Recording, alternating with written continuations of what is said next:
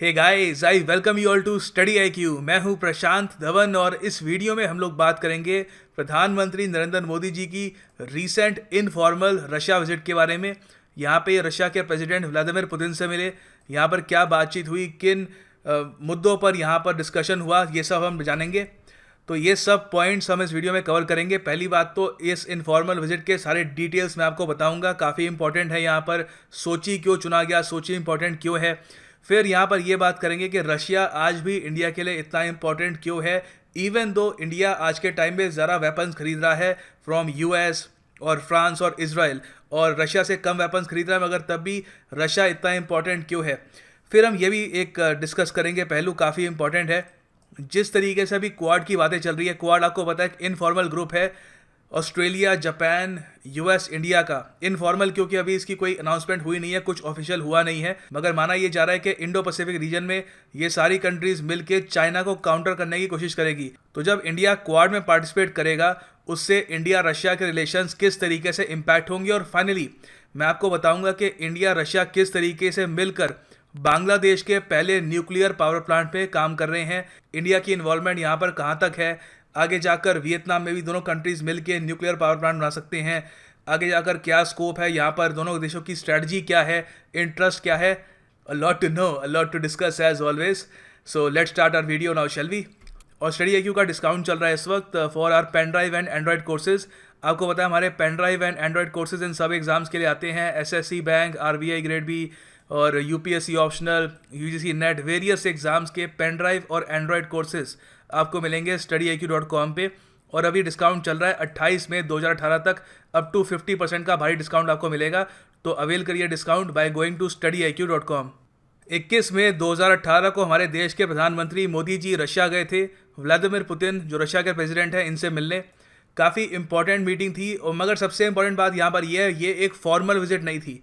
एक formal visit में एक एजेंडा तय होता है, दोनों देश के जो डिप्लोमेट्स हैं वो एक एजेंडा तय करके रखते हैं कि इन MOUs पे साइन होंगे, या फिर अगर कोई एग्रीमेंट में साइन करना है तो वो बस तैयार करके रखते हैं। मगर यहाँ पर कोई एजेंडा नहीं था। बेसिकली यहाँ पे आप ये कह सकते हैं, दो बहुत ही पावरफुल कंट्रीज़ के लीडर मिल रहे थे एक लार्जर विजन डिस्कस करने के लिए, ग्लोबल पॉलिटिक्स को लेकर, रीजनल पॉलिटिक्स जो है एशिया की पॉलिटिक्स उसको लेकर, और दोनों देश किस तरीके से आगे जाकर एक विजन रखते हैं अपने रिलेशंस की, उसके बारे में यहाँ पर बात की गई थी।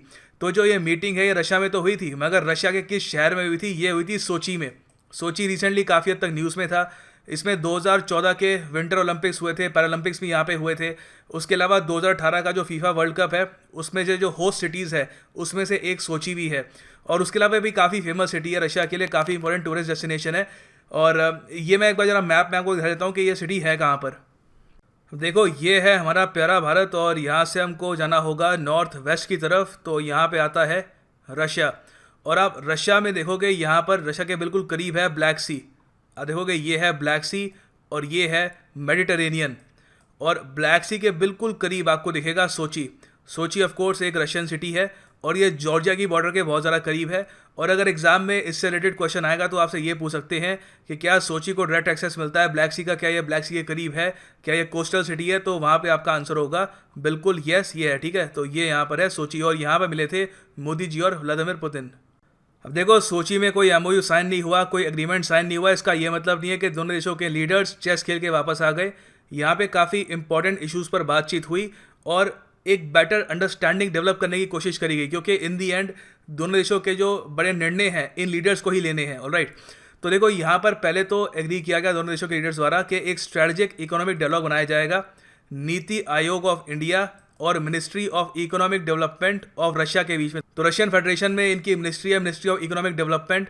तो सारे जो बड़े निर्णय होते हैं इकोनॉमी से या फिर पॉलिसी से रिलेटेड वो ये लेते हैं, और नीति आयोग आपको पता है आज के टाइम में काफ़ी इंपॉर्टेंट है इंडिया में। तो इसलिए यहाँ पर दोनों में सिनर्जी हो, दोनों में बेटर अंडरस्टैंडिंग हो, वार्तालाप अच्छी हो, ताकि ट्रेड इन्वेस्टमेंट को बढ़ावा मिल पाए। इसलिए एक स्ट्रैटेजिक इकोनॉमिक डायलॉग बनाने की यहाँ पर बात करी गई। फिर दोनों देशों के लीडर्स ने सेटिस्फैक्शन जताई इस बात को लेकर कि LNG का पहला कंसाइनमेंट जो रशिया से इंडिया की तरफ आ रहा है ये अगले महीने इंडिया पहुंच जाएगा। ये जो कंसाइनमेंट पहुंच रहा है ये पहला कंसाइनमेंट है under a long term agreement जो साइन किया गया था रशियन कंपनी गैसप्रॉम और गेल के अंडर। यहाँ पे दोनों कंट्रीज मिलकर नेचुरल गैस की ड्रिलिंग कर रही है नॉर्दर्न रशिया में, तो वहाँ से जो एक लिक्विफाइड नेचुरल गैस है उसका पहला कंसाइनमेंट इंडिया को भेजा जा रहा है। क्या ये इंपॉर्टेंट है? बहुत ही छोटा कंसाइनमेंट है, हमारी एनर्जी नीड्स का एक मतलब ऊँट के मुंह में जीरे वाली बात है, मगर इसका सिंबॉलिक मीनिंग काफ़ी ज़्यादा है। पहली बार एलएनजी रशिया से इंडिया में आ रही है, तो एक तरीके से रशियन कंपनी ने इंडियन मार्केट को एंटर कर लिया है। तो एक तरीके से आप कह सकते हैं शुरुआत तो हो गई है, आगे जाके the sky is the limit. ये दोनों देशों के लीडर चाहें तो इंडिया हो सकता है कि और भी ज़्यादा यहाँ पर नेचुरल गैस इंडिया रशिया से खरीदे। ऑफ कोर्स मुश्किल होगा क्योंकि दूर बहुत है दोनों कंट्रीज़। बीच में अगर ये भी बात चल रही थी कि चाइना से होते हुए एक पाइपलाइन बिछाई जाएगी जो इंडिया पहुंचेगी, तो हो सकता है कि उसकी फिजिबिलिटी पर भी, उसकी पॉसिबिलिटी पर भी यहाँ पर वार्तालाप हुई हो। अब देखो, एनर्जी, एलएनजी और इन्वेस्टमेंट्स ये अपनी जगह है, मगर इंडिया रशिया रिलेशंस के जो मेन पिलर हैं वो है मिलिट्री, सिक्योरिटी और न्यूक्लियर एनर्जी। ये इंपॉर्टेंट पॉइंट है, याद रखना। न्यूक्लियर एनर्जी से रिलेटेड एक काफ़ी इंपॉर्टेंट इशू हम डिस्कस करेंगे, मगर जब हम मिलिट्री और सिक्योरिटी की बात करते हैं तो इन नटशेल बहुत ही सिंपल यहाँ पे रिलेशन है। रशिया चाहता है कि इंडिया जितने ज़्यादा वेपन्स उससे खरीद पाए उतना उनके लिए बेहतर है, क्योंकि उनके लिए रेवेन्यू काफ़ी हद तक जनरेट करने का अच्छा साधन है अपने वेपन्स को बेचना। अब यहाँ पर मोदी जी ने रीअश्योर किया व्लादिमीर पुतिन को कि इंडिया डिफेंस डील्स रशिया से कैंसिल नहीं करेगा। जो भी डिफेंस डील्स की बात हो रखी है, इंडिया बिल्कुल आगे बढ़ेगा और उन डिफेंस डील्स को एंड तक लेके जाएगा। मतलब कि यहाँ पर रशिया को नर्वस होने की ज़रूरत नहीं है, मगर रशिया काफ़ी नर्वस है।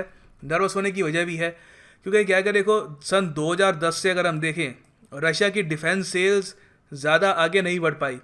रशियन गवर्नमेंट का मेन प्लान था कि इनकी जो डिफेंस सेल्स है, डिफेंस इक्विपमेंट की सेल है, अटैक हेलीकॉप्टर, इनके फाइटर एयरक्राफ्ट, इनका जो मिसाइल डिफेंस सिस्टम है S-300, S-400, ये बेच के ये काफ़ी रेवेन्यू कमा लेंगे और आने वाले टाइम तक ये सरकार को काफ़ी एक रिटर्न भी मिलेगा इससे, मगर ऐसा हुआ नहीं। आप यहाँ पे देख सकते हैं कि रशिया की जो वेपन सेल है ओवर द ईयर्स डिक्लाइन ही करती गई है। सन 2010 में इतनी थी, उसके बाद ये काफ़ी हद तक बड़ी एक यहाँ पे इजाफा देखा गया, मगर तब से डिक्लाइन ही होता रहा है। और सन 2014 में जब उन्होंने क्राइमिया को अनेक्स किया था और नए सैंक्शन इस पे लगे थे, तब तो ये बिल्कुल रिकॉर्ड लो पे चली गई थी। उसके बाद से बहुत ही माइन्यूट इंप्रूवमेंट हुई है, मगर फिर यहाँ पर डिक्लाइन हुआ है। और अगर आप पिछले साल की बात करें तो काफ़ी बड़ा एक डिक्रीज़ देखा गया है रशिया की डिफेंस सेल्स में। अगर हम 2017 की फिगर को कंपेयर करें 2016 से, तो यहाँ पर क्या है कि रशियन गवर्नमेंट काफ़ी नर्वस है और इंडिया जो एक बहुत ही इंपॉर्टेंट उनका बायर है वेपन्स का, उसको वो खोना नहीं चाहती, क्योंकि ऑलरेडी बहुत सारा ग्राउंड रशिया खो चुका है टू यूएस, फ्रांस, इजराइल। आप यहाँ पे देख सकते हैं ये 2013 से लेकर 2016 तक जितने भी वेपन्स इंडिया ने खरीदे हैं इन सब देशों से, उनकी बहुत ही अच्छी लिस्ट है। ये मैंने सारा डेटा लिया है standing committee on defence demand for grants 2017-18 से, ठीक है। ये जो 31st रिपोर्ट है उसकी वहाँ से डेटा लिया गया है। और यहाँ पे आप देख सकते हैं ओवरऑल पिछले हम कुछ 5 साल देखें तो यूएसए से इंडिया ने करीब 28,000 या 29,000 करोड़ की परचेजिंग करी है डिफेंस इक्विपमेंट की। कंपेयर दैट टू रशिया सिर्फ 8,000 करोड़ के आसपास। तो बहुत बड़ी यहाँ पे एक डिस्पैरिटी आपको दिख रही है। तो रशिया से 3 गुना ज़्यादा वेपन हमने यूएसए से खरीदे हैं, 3 गुना ज़्यादा वैल्यू के वेपन्स हमने यूएसए से खरीदे हैं। और फ्रांस से भी आप देख सकते हैं काफ़ी हमने वेपन्स खरीदे हैं। और अब तो देखो रशिया की टक्कर डायरेक्ट इजराइल से हो रही है in terms of weapon supplying. तो यहाँ पे आप देख सकते हैं ये इजराइल से हमने 7,600 करोड़ के वेपन्स खरीदे हैं। तो व्लादिमीर पुतिन काफ़ी नर्वस है और वो चाहते हैं कि आने वाली जो डील्स हैं जिससे उनकी सरकार को रेवेन्यू आने वाला है, क्योंकि ऑलरेडी रशिया काफ़ी कैश ट्रैप्ड है। एक लंबे समय से ऑयल के प्राइसेस काफ़ी कम थे, रशियन गवर्नमेंट को उससे भी काफ़ी कम रेवेन्यू आया है। फिर सैंक्शंस और लग गए, वहाँ से भी रेवेन्यू कम आया। फिर इससे अब इंडिया से उनको काफ़ी उम्मीदें हैं कि ये S-400 खरीदेंगे और जो बाकी हेलीकॉप्टर्स है मेक इन इंडिया के अंडर वो भी खरीदेंगे और उससे रशियन गवर्नमेंट को कुछ पैसा मिलेगा।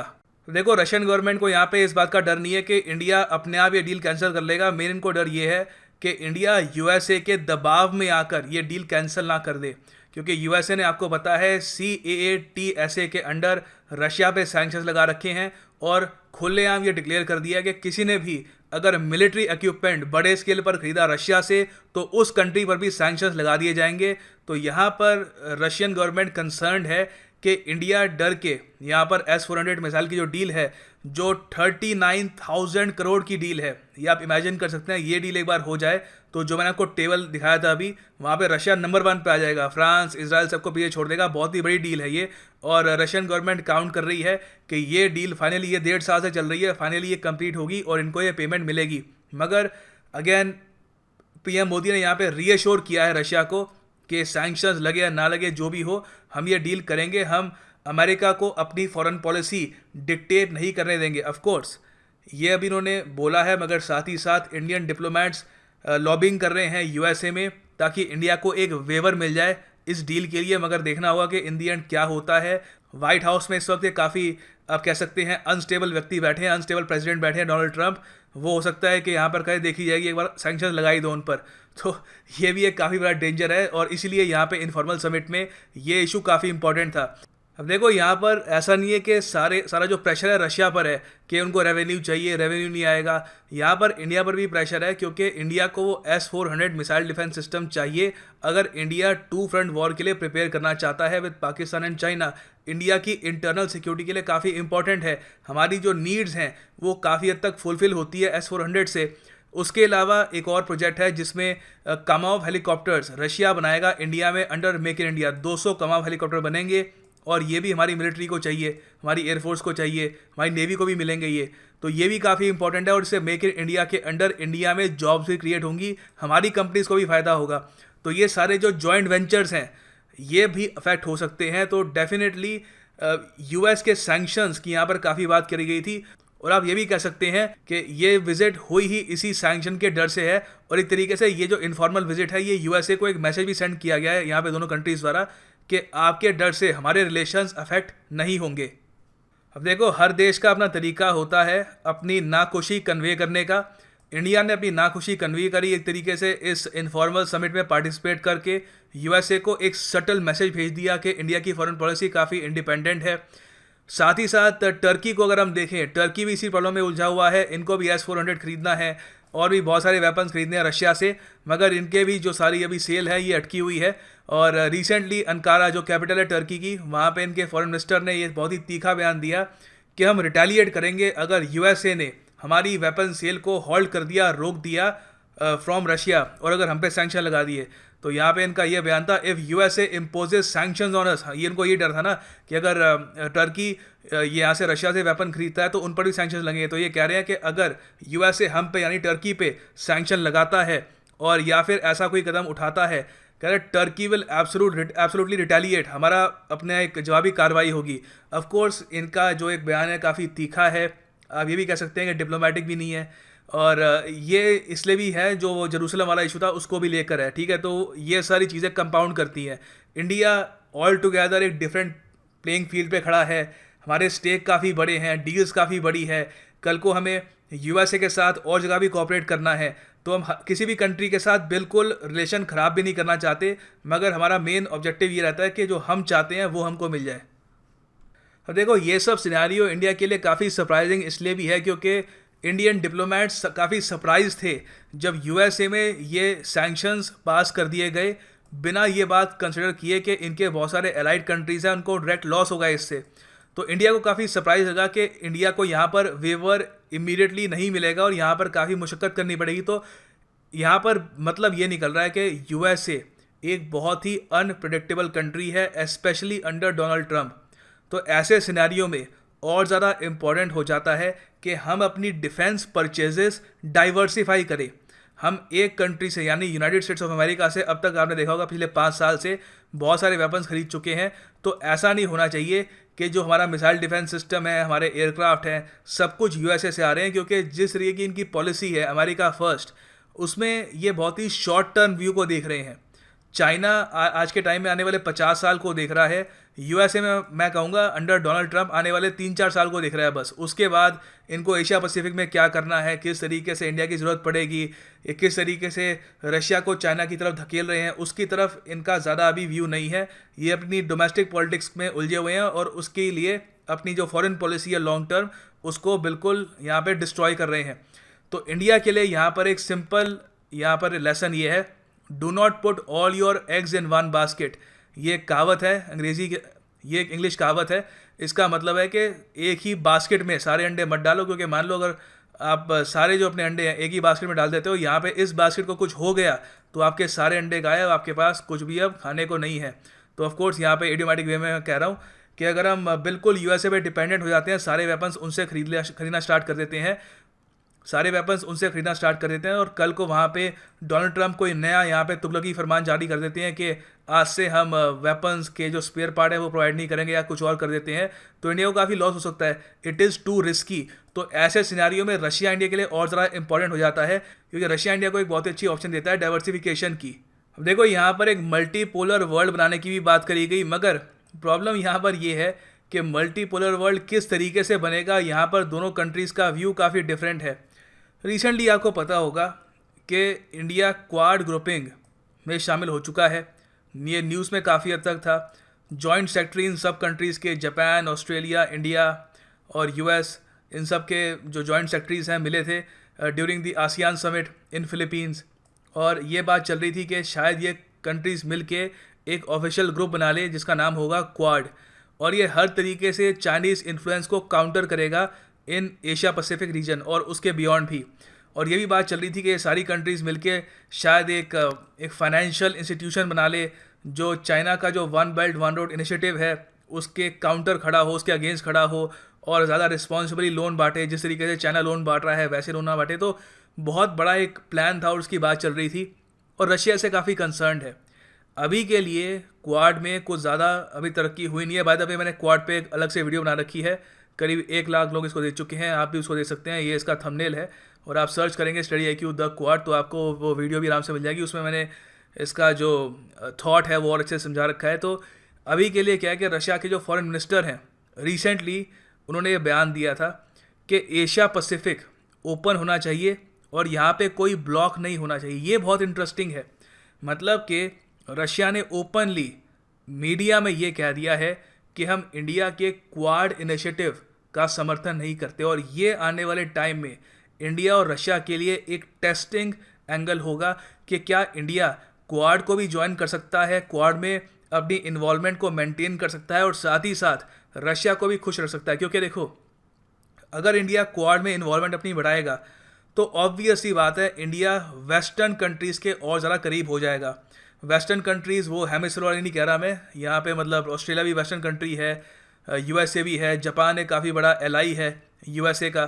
तो इन कंट्रीज़ के इंडिया जितना ज़्यादा करीब आएगा, इनकी जो वेपन्स की टेक्नोलॉजी है जो अभी भी ये इंडिया को सेल करने से थोड़ा सा अभी परहेज़ करते हैं, वो ये परहेज़ नहीं करेंगे। हो सकता है कि आगे जाकर यूएसए इंडिया को भी जॉइंट वेंचर ऑफर करे। जैसे रशिया के साथ इंडिया ने ब्रह्मोस बनाया था, कल को यूएसए भी ऑफर कर सकता है कि हमारे साथ मिलकर ट्रम्बोस बना लो या अम्मोस बना लो, मिलकर कुछ और करते हैं, एक नया वेपन बनाते हैं, नया मिसाइल बनाते हैं।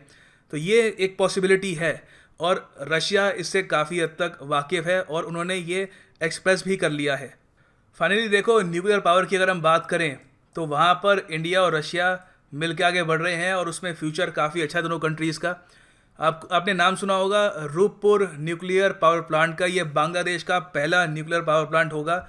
2.4 गीगावाट्स की इसकी कैपेसिटी होगी, काफ़ी बड़ा एक पावर प्लांट है, अभी अंडर कंस्ट्रक्शन है, और इसके जो पहले यूनिट्स हैं ये ऑपरेशनल हो जाएंगे 2023 तक। काफ़ी बड़ी बात है ये बांग्लादेश के लिए, और इंडिया भी यहाँ पे इन्वॉल्व है। रिसेंटली मिस्टर शेखर बासु जो चेयरमैन है atomic energy commission of India के, इन्होंने 61st जनरल कॉन्फ्रेंस जो थी global nuclear watchdog international atomic energy की, उसमें इन्होंने बताया था कि इंडिया भी यहाँ पे इन्वॉल्व है इस बांग्लादेश के न्यूक्लियर प्रोजेक्ट में, न्यूक्लियर पावर प्लांट के प्रोजेक्ट में। और इंडिया का जो मेन यहाँ पर रोल है एक नॉलेज पार्टनर का है, मतलब कि नॉन क्रिटिकल है, मतलब कि जो एरिया न्यूक्लियर सप्लायर ग्रुप के प्रोटोकॉल में कवर नहीं किए गए वहाँ पर इंडिया अपना रोल निभाएगा, क्योंकि ऑफकोर्स इंडिया NSG का मेंबर अभी ऑफिशियली नहीं है। तो इंडिया यहाँ पर ट्रेनिंग, कैपेसिटी बिल्डिंग में इस वक्त बांग्लादेशी वर्कफोर्स की हेल्प कर रहा है, और तरीके से भी यहाँ पे हेल्प कर रहा है। मगर यहाँ पे मेन जो इशू ये है कि इंडिया ने बांग्लादेश में रशियन न्यूक्लियर पावर प्लांट बनवाने में एक काफ़ी इम्पॉर्टेंट रोल निभाया है। तो इससे आने वाले टाइम में हम ये भी दे सकते हैं, क्योंकि अब देखो आने वाले टाइम में ये होगा कि चाइना के जो न्यूक्लियर पावर प्लांट बनाने की कंपनीज़ हैं वो भी कोशिश करेगी कि वो वियतनाम, म्यांमार, इन सब कंट्रीज़ में न्यूक्लियर पावर प्लांट वो बनाए। तो इंडिया और रशिया यहाँ पे मिलकर ये कर सकते हैं कि इंडिया का जो रीजनल यहाँ पे एक फोकस, एक प्रेजेंस है यहाँ पे, इंडिया की जो रीजनल पावर है वो यूज़ करके रशिया और इंडिया मिलके यहाँ पे बाकी सारी कंट्रीज़ में न्यूक्लियर पावर प्लांट बना सकते हैं, और ऑफ कोर्स उससे प्रॉफिट भी उनको इनडायरेक्टली मिलेंगे। तो एक तो यहाँ पे बांग्लादेश में बन रहा है, उसके अलावा अभी ये भी एक बात चल रही है कि एक वियतनाम में भी बनेगा, कि इससे इंडिया रशिया की जो फ्रेंडशिप है और ज़्यादा मजबूत होगी। Of course as I said earlier, वो जो क्वाड ग्रुपिंग वाला एंगल है वो हमेशा रहेगा। यहाँ पर देखो, इंडिया रशिया के लिए इम्पॉर्टेंट इसलिए भी है क्योंकि जो मंडल थ्योरी है कौटिल्य की, चाणक्य की, जो आपको पता है एक काफ़ी इंपॉर्टेंट मंडल थ्योरी है, वो ये कहती है कि जो हमारा नेबर है वो हमारा नेचुरल एनिमी है।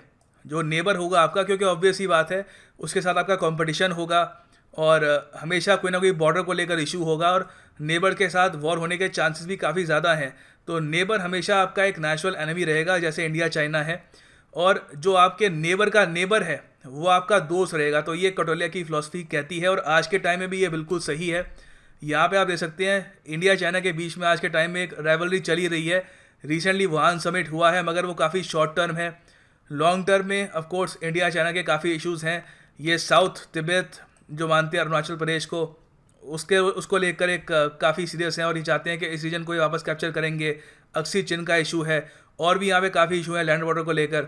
तो चाइना के साथ हमारे इश्यूज़ हैं अभी यहाँ पर, मगर चाइना के साथ जिसकी बॉर्डर लगती है यहाँ पे, रशिया जो बहुत बड़ा कंट्री है, वो हमारा एक नेचुरल फ्रेंड बनता है। ये मैं लॉन्ग टर्म स्ट्रेटेजिक व्यू की बात कर रहा हूँ, यहाँ पे आने वाले 10 साल 20 साल की बात नहीं कर रहा।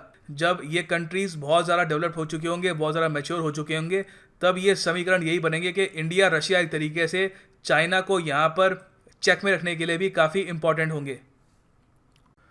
तो ये है एंड हमारी वीडियो का। Thanks for watching, God bless you all.